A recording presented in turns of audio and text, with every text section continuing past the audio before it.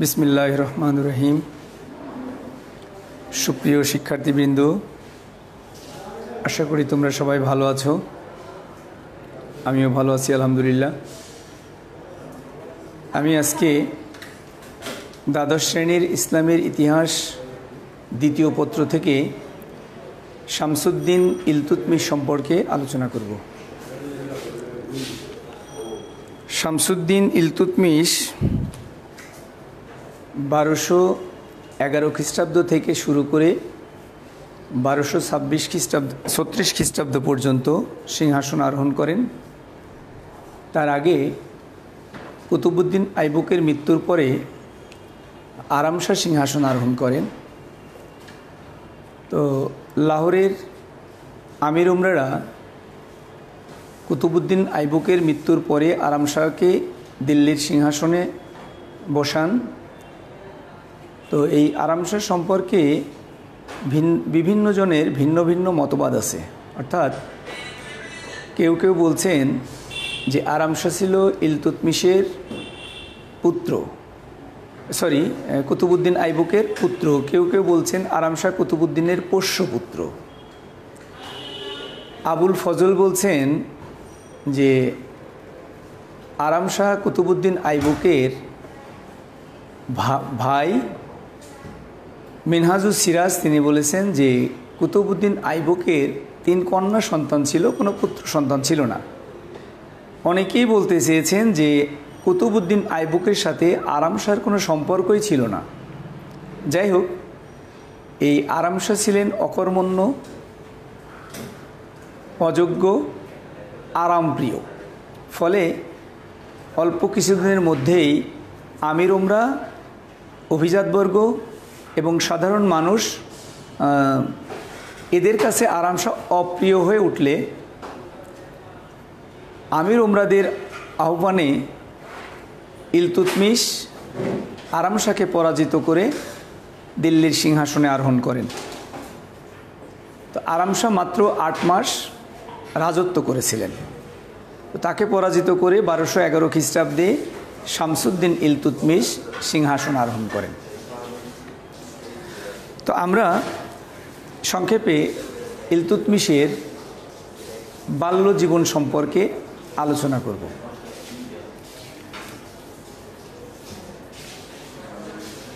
ইলতুৎমিশ, যার বাল্য নাম ছিল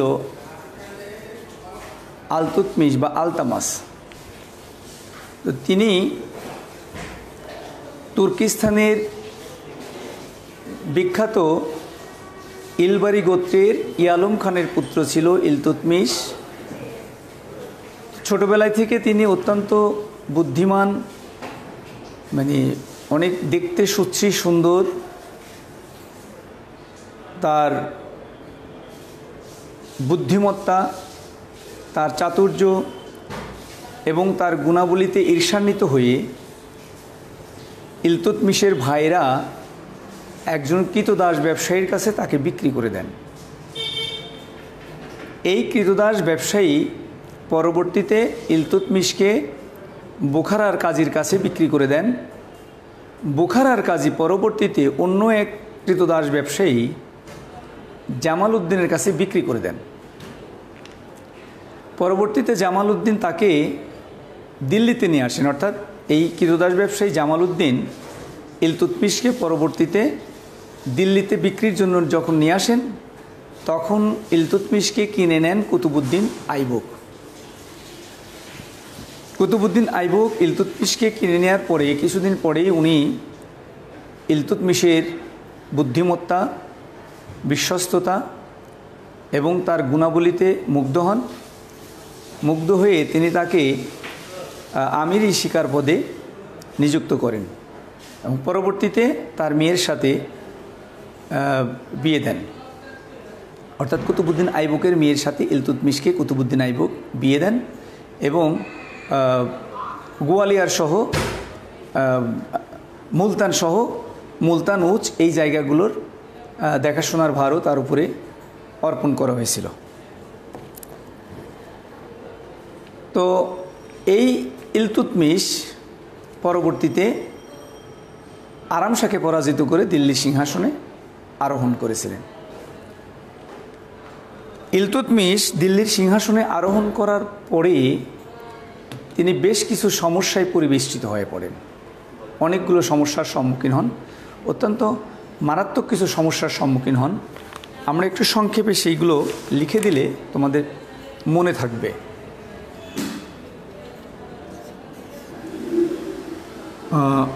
এখানে তার কিছু আত্মীয় ছিলেন, যেমন নাসিরউদ্দিন কুবাচা, তাজউদ্দিন ইলজুদ। এছাড়াও আরও সমস্যা ছিল মৈজি এবং কুতবি আমির, মঙ্গল আক্রমণ, গোয়ালিয়র, দোয়াব, এই সমস্ত অঞ্চলের বাসিন্দাদের স্বাধীনতা ঘোষণা, আলিবর্দান খিলজির স্বাধীনতা ঘোষণা, এই সমস্যাগুলো তার সাম্রাজ্যে প্রকট আকার ধারণ করেছিল। প্রথমত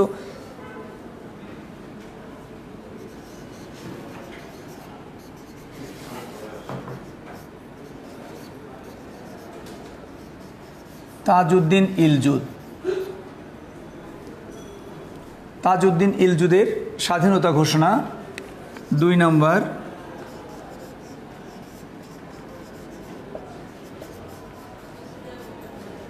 নাসিরউদ্দিন কুবাচার স্বাধীনতা ঘোষণা, স্বাধীনতা ঘোষণা। 3 নম্বর হলো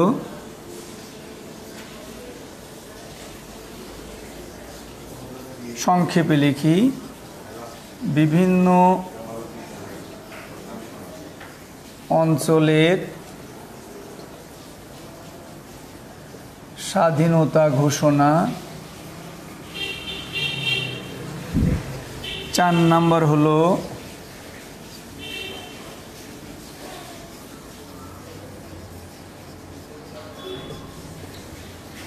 মৈজিদের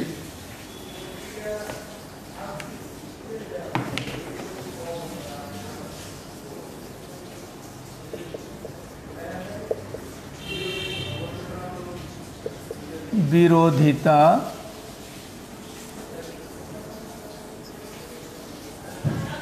বাংলা ও বিহারের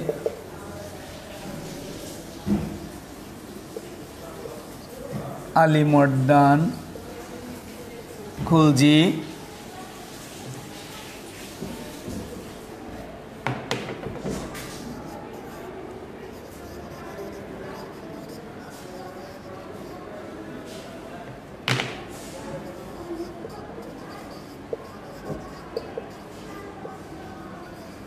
অর্থাৎ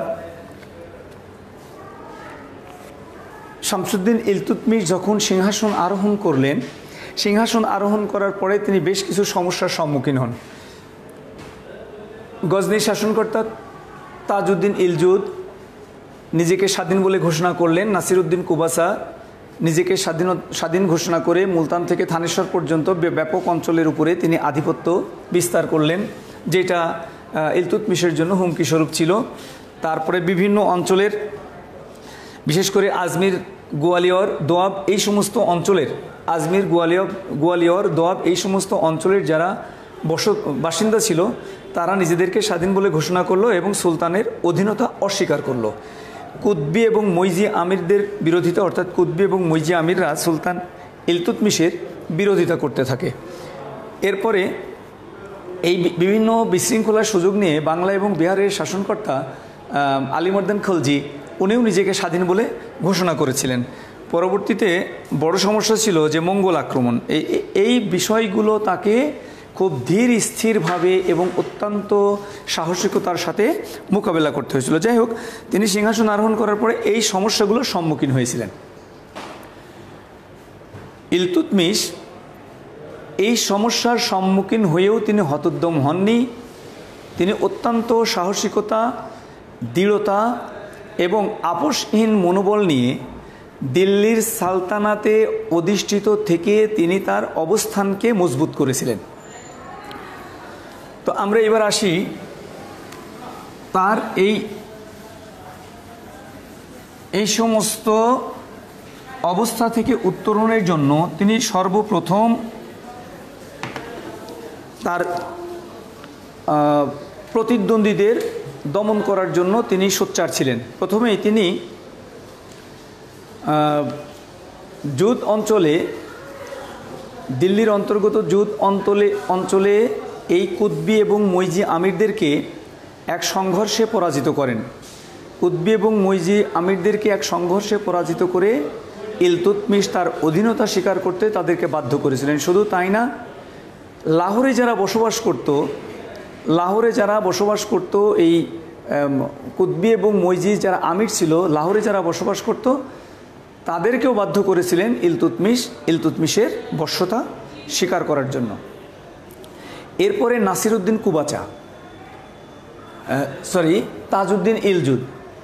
তাজউদ্দিন ইলজুদ গজনির শাসনকর্তা ছিলেন, কিন্তু খাওয়ারিজমের শাহ যখন তাকে আক্রমণ করে তখন তিনি গজনি থেকে পালায়ন করে তিনি দিল্লির দিকে চলে আসেন এবং এই দিল্লির দিকে, অর্থাৎ খাওয়ারিজমের শাহের আক্রমণের হাত থেকে বাঁচার জন্য তিনি গজনি থেকে চলে আসেন পাঞ্জাবের দিকে। তো পাঞ্জাব থেকে এসে থানেশ্বর সহ বিভিন্ন অঞ্চলের উপরে তিনি তার ব্যাপক আধিপত্য বিস্তার করেন। এই অবস্থায় এই তাজউদ্দিন ইলজুদ তিনি ইলতুৎমিশের জন্য মারাত্মক হুমকি স্বরূপ ছিল, যে কারণে তিনি 1214 খ্রিস্টাব্দে তাকে আক্রমণ করলেন। যখন তিনি আক্রমণ করলেন তখন আক্রমণ করার পরে সেখান থেকে তিনি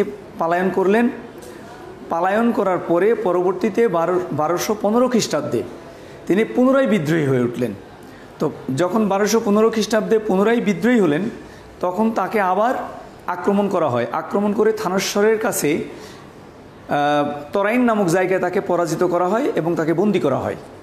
তো বন্দী করা অবস্থায় তিনি বাদাউনের কারাগারে কারাভোগ করা অবস্থায় মৃত্যুবরণ করেছিলেন। তাহলে 1415 খ্রিস্টাব্দে 1214 এবং 1215 খ্রিস্টাব্দে পরপর দুইটা যুদ্ধে তাজউদ্দিন ইলজুদ ইলতুৎমিশের কাছে পরাজিত হয়ে বন্দী হন এবং কারাগারে তিনি মৃত্যুবরণ করেন। এরপরে নাসিরউদ্দিন কুবাচা তিনি নিজেকে স্বাধীন বলে ঘোষণা করলেন। অর্থাৎ নাসিরউদ্দিন কুবাচা ইলতুৎমিশের একজন শাসনকর্তা ছিলেন, অথচ তিনি নিজেকে স্বাধীন বলে ঘোষণা করে বিভিন্ন অঞ্চলের উপরে যখন তিনি তার আধিপত্য বিস্তার করলেন তখন ইলতুৎমিশ 1217 খ্রিস্টাব্দে আক্রমণ করে নাসিরউদ্দিন কুবাচা সেখান থেকে পালায়ন করে সিন্ধুর ভাক্কারে আশ্রয় গ্রহণ করে। তো তখন ইলতুৎমিশ আবার রাজধানীতে ফিরে যান। পরবর্তীতে এই নাসিরউদ্দিন কুবাচা 1227 খ্রিস্টাব্দে পুনরায় যখন তিনি বিদ্রোহী হন তখন তাকে পরাজিত করেন।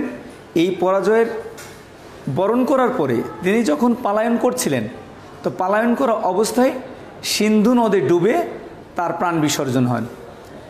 ঐতিহাসিকরা বলছেন যে এইভাবে ইলতুৎমিশ তার শক্তিশালী এবং অত্যন্ত বিপজ্জনক দুইজন শত্রুকে পরাজিত করতে সক্ষম হয়েছিলেন। এরপরে আমরা আসি মঙ্গল আক্রমণ। ভারতীয় উপমহাদেশে মঙ্গল আক্রমণ ছিল অত্যন্ত মারাত্মক একটা বিষয়। চেঙ্গিস খানের নেতৃত্বে মঙ্গলরা বিশাল একটা শক্তিশালী বাহিনী নিয়ে ভারতবর্ষ আক্রমণ করে। বিশেষ করে খাওয়ারিজমের শাহ যখন এই মঙ্গলরা খাওয়ারিজমের শাহ জালালউদ্দিনকে আক্রমণ করে তখন জালালউদ্দিন সেখান থেকে পালায়ন করে। সেখান থেকে পালায়ন করলে তার পিছু ধাওয়া করে, মঙ্গলরা তার পিছু ধাওয়া করে। তো এই খাওয়ারিজমের শাহ জালালউদ্দিন তখন পাঞ্জাবে যখন চলে আসে পালায়ন করে, তখন মঙ্গলরা তার পিছু ধাওয়া করে সিন্ধু পর্যন্ত অগ্রসর হয়। পাঞ্জাবে অবস্থান করে জালালউদ্দিন অর্থাৎ খাওয়ারিজমের যুবরাজ জালালউদ্দিন পাঞ্জাবে অবস্থান করার পরে যখন মঙ্গলরা সিন্ধু পর্যন্ত অগ্রসর হলো, তখন পাঞ্জাব থেকে দিল্লির রাজদরবারে জালালউদ্দিন প্রস্তাব পাঠালো ইলতুৎমিশের কাছে যে তাকে আশ্রয় দেওয়ার জন্য। কিন্তু ইলতুৎমিশ উপলব্ধি করলেন যে খাওয়ারিজমের শাহ জালালউদ্দিনকে তার দরবারে আশ্রয় দেওয়া মানে মঙ্গলরা তার রাজধানী আক্রমণ করবে এবং মঙ্গলদের সাথে তার একটা সংঘর্ষ অনিবার্য হয়ে যাবে। তো যে কারণে তিনি কূটবুদ্ধি প্রয়োগ করে এবং অত্যন্ত বিজ্ঞতার সাথে, দূরদর্শিতার সাথে তিনি খাওয়ারিজমের যুবরাজকে বোঝালেন যে ভারতের যে আবহাওয়া, ভারতের আবহাওয়াটা তার স্বাস্থ্যের জন্য কোনোভাবেই অনুকূল হবে না, অর্থাৎ ভারতের আবহাওয়াটা তার প্রতিকূল হবে। এই কথা বলে খুব কৌশলে তিনি জালালউদ্দিন, যুবরাজ জালালউদ্দিনকে, খাওয়ারিজমের শাহ জালালউদ্দিনকে তিনি পাঞ্জাবে বা দিল্লিতে আশ্রয় যখন দিলেন না, তাকে সেখান থেকে চলে যেতে বললেন কৌশলে। তখন তিনি আর এখানে আশ্রয় পেলেন না। তিনি কি করলেন, পারস্যের দিকে চলে গেলেন, পারস্যে গিয়ে আশ্রয় গ্রহণ করলেন। এইভাবে ইলতুৎমিশ অত্যন্ত কূটকৌশলে, মানে বুদ্ধিমত্তার সাথে তিনি জালালউদ্দিনকে আশ্রয় না দিয়ে ভারতকে মঙ্গল আক্রমণের হাত থেকে রক্ষা করে যোগ্যতার পরিচয় দিয়েছিলেন। এরপরে আমরা আসি বাংলা এবং বিহারের আলিবর্দান খিলজি। 1211 খ্রিস্টাব্দে বিশৃঙ্খলার সুযোগ নিয়ে আলিবর্দান খিলজি নিজেকে বাংলার মানে সুলতান হিসাবে ঘোষণা করলেন। কিন্তু পরবর্তীতে যখন আলিবর্দান মারা গেল, তখন বাংলার শাসনভার গ্রহণ করলেন হুসামউদ্দিন এওয়াজ খলজি। তো হুসামউদ্দিন এওয়াজ খলজি দায়িত্ব গ্রহণ করার পরে তিনি কি করলেন, নিজেকে স্বাধীন বলে ঘোষণা করলেন। হুসামউদ্দিন এওয়াজ খলজি নিজেকে স্বাধীন বলে ঘোষণা করলেন। স্বাধীন বলে ঘোষণা করার পরে উনি ক্ষান্ত হলেন না। স্বাধীন ঘোষণা করে তিনি গিয়াসউদ্দিন উপাধি গ্রহণ করলেন। গিয়াসউদ্দিন উপাধি ধারণ করার পরে তিনি তার নামে খুতবা পাঠ করা, তার নামে মুদ্রা অঙ্কন করার নির্দেশ দিলেন, মুদ্রা ছাপাবার নির্দেশ দিলেন এবং তিনি নিজেও সুলতান উপাধি গ্রহণ করলেন। যখন এই কার্যকলাপে তিনি নিয়োজিত হলেন, তখন সে কামরূপ, উড়িষ্যা এই জায়গাগুলোর উপরে তার একটা আধিপত্য যখন বিস্তার করলেন, এই বিষয়টা ছিল ইলতুৎমিশের জন্য হুমকি স্বরূপ। তো এই অবস্থার হাত থেকে পরিত্রাণ পাওয়ার জন্য ইলতুৎমিশ 1225 খ্রিস্টাব্দে করে তাকে দমন করেন। যখন তাকে আক্রমণ করা হলো, তখন এই হুসামউদ্দিন এওয়াজ খলজি, অর্থাৎ যিনি গিয়াসউদ্দিন উপাধি ধারণ করেছিলেন বা সুলতান উপাধি ধারণ করেছিলেন, তিনি বিনা বাধায় ইলতুৎমিশের বশ্যতা স্বীকার করলেন। যদিও তিনি 1225 খ্রিস্টাব্দে বিনা বাধায় বা বিনা যুদ্ধে, বিনা প্রতিরোধে ইলতুৎমিশের বশ্যতা স্বীকার করলেন, কিন্তু এই বশ্যতা স্বীকার করে তিনি ভেতরে ভেতরে আবার শক্তি সঞ্চয় করেছিলেন। করে 1227 খ্রিস্টাব্দে পুনরায় আবার বিদ্রোহ ঘোষণা করে বসলেন। 1227 খ্রিস্টাব্দে যখন তিনি বিদ্রোহ ঘোষণা করলেন, তখন ইলতুৎমিশ তার পুত্র নাসির উদ্দিন মাহমুদকে বাংলায় প্রেরণ করেন তাকে দমন করার জন্য। অর্থাৎ হুসামউদ্দিন এওয়াজ খলজিকে পরাজিত করার জন্য ইলতুৎমিশ তার পুত্র নাসির উদ্দিন মাহমুদকে যখন পাঠালেন এক সংঘর্ষে, নাসির উদ্দিন মাহমুদ গিয়াসউদ্দিন বা এই হুসামউদ্দিন এওয়াজ খলজিকে পরাজিত এবং নিহত করেন।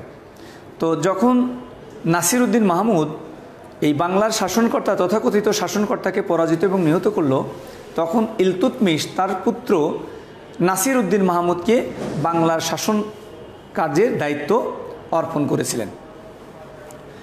পরবর্তীতে যখন 1229 খ্রিস্টাব্দে নাসির উদ্দিন মাহমুদ মৃত্যুমুখে পতিত হন, তখন এই খলজিগণ তখন তারা আবার বিদ্রোহী উঠল এবং খলজিরা কি করলো, বলকার নেতৃত্বে তারা আবার ইলতুৎমিশের বিরুদ্ধে স্বাধীনতা ঘোষণা করলো এবং বিদ্রোহ ঘোষণা করলো। পরিস্থিতির এই পর্যায়ে এসে ইলতুৎমিশ যখন বলকার নেতৃত্বে খলজিরা আবার বিদ্রোহ ঘোষণা করলো বাংলায়, তখন ইলতুৎমিশ 1230 খ্রিস্টাব্দে তাদেরকে আক্রমণ করার জন্য অগ্রসর হন এবং তাদেরকে আক্রমণ করে পরাজিত করে বাংলা এবং বিহারকে দিল্লির সাথে একীভূত করেন, সম্পৃক্ত করেন। এইভাবে দেখা যায় যে ইলতুৎমিশ পর্যায়ক্রমে তার যে সমস্ত শত্রু ছিল এবং তার যে সমস্যাগুলো ছিল, এই সমস্যাগুলো দৃঢ় হস্তে এবং আপোষহীনভাবে নির্মূল করে তার সাম্রাজ্যকে কণ্টকমুক্ত করেছিলেন, শত্রুমুক্ত করেছিলেন। অর্থাৎ ইলতুৎমিশ তার সাহসিকতা দিয়ে, তার যোগ্যতা দিয়ে, তার ধৈর্য মেধা দিয়ে তিনি তার সাম্রাজ্যকে শত্রুদের হাত থেকে রক্ষা করে শান্তি এবং শৃঙ্খলা এবং উন্নয়নের পথে দাঁড় করিয়েছিলেন। তো তিনি শুধুমাত্র শত্রুদের দমন করেছেন তা না, পরবর্তীতে তিনি তার যোগ্যতা বলে তার অনেক ঋতুরাজ্য, অর্থাৎ যেই রাজ্যগুলোর উপরে বিভিন্ন শত্রুরা তাদের আধিপত্য বিস্তার করেছিল, পরবর্তীতে এই জায়গাগুলো তাদের হাত থেকে তিনি উদ্ধার করেছিলেন। যেমন তিনি অভ্যন্তরীণ বিদ্রোহ দমন করে, অভ্যন্তরীণ বিশৃঙ্খলা নির্মূল করে বহিঃশত্রুর হাত থেকে তার সাম্রাজ্যকে সংহত করে ঋতুরাজ্য পুনরুদ্ধারে মনোনিবেশ করেন। প্রথমেই 1226 খ্রিস্টাব্দে তিনি রণথম্বর উদ্ধার করেন। পরের বছর তিনি সিওলিক পর্বতে অবস্থিত মান্দাওর নামক জায়গা তিনি দখল করেছিলেন। এরপরে 1 বছর অবরোধ করে রাখার পরে তিনি 1234 খ্রিস্টাব্দে গোয়ালিয়র দখল করেছিলেন এবং এইভাবে দেখা যায় যে মঙ্গলদেবের কাছ থেকেও তিনি বিভিন্ন জায়গা উদ্ধার করেছিলেন। অর্থাৎ ইলতুৎমিশ বিভিন্ন সময়ে তার হারানো যে জায়গাগুলো ছিল, এই জায়গাগুলো পরবর্তীতে পুনরুদ্ধার করতেও সক্ষম হয়েছিলেন। ইলতুৎমিশ এইভাবে আক্রমণের শেষ পর্যায়ে তার সর্বশেষ আক্রমণ ছিল দোয়াব অঞ্চলের বেনিয়াদের বিরুদ্ধে। তার সর্বশেষ আক্রমণ ছিল দোয়াব অঞ্চলের বেনিয়াদের বিরুদ্ধে, কিন্তু দুর্ভাগ্যবশত তিনি হঠাৎ করে অসুস্থ হয়ে পড়লে তিনি তার এই আক্রমণ বা এই অভিযান বন্ধ করতে বা স্থগিত করতে বাধ্য হয়েছিলেন, যে কারণে এই বিজয়টা তিনি আর অর্জন করতে পারেন নাই, ওই পর্যন্ত তিনি সমাপ্ত করেছিলেন। এইভাবে দেখা যায় যে ইলতুৎমিশ সগৌরবে তিনি 25 বছর রাজত্ব করেছিলেন এবং এই 25 বছর রাজত্ব করার পরে 1236 খ্রিস্টাব্দে তিনি মৃত্যুমুখে পতিত হন। তো ঐতিহাসিকরা বলছেন যে ইলতুৎমিশের সিংহাসন আরোহণ তুর্কি সালতানাতের জন্য এটা অত্যন্ত গুরুত্বপূর্ণ একটা বিষয় ছিল এবং ইলতুৎমিশ তার মৃত্যুবরণ করার অব্যবহিত পূর্বে, অর্থাৎ তিনি তার মৃত্যুবরণ করার পূর্বেই তার সুযোগ্য কন্যা সুলতানা রাজিয়াকে তার সিংহাসনের উত্তরাধিকারী মনোনীত করে যান। তো যাই হোক, এইভাবে দেখা যায় যে তার মৃত্যুর মধ্য দিয়ে তার বর্ণাঢ্য জীবন এবং তার কৃতিত্বপূর্ণ জীবনের পরিসমাপ্তি ঘটে। তো আজকে আমরা সুলতান ইলতুৎমিশ সম্পর্কে যতটুকু আলোচনা করলাম, আগামী ক্লাসে ইনশাল্লাহ আমরা সুলতান ইলতুৎমিশের চরিত্র এবং কৃতিত্ব সম্পর্কে আলোচনা করার চেষ্টা করব। সবাইকে ধন্যবাদ জানিয়ে, আমাদের সাথে থাকার জন্য ধন্যবাদ জানিয়ে এবং পরবর্তী ক্লাসে আমাদের সাথে সম্পৃক্ত হওয়ার আহ্বান রেখে শেষ করছি। আজকের মতো সবাই ভালো থেকো, এই কামনায় আজকের মতো এখানেই শেষ করছি। আল্লাহ হাফেজ।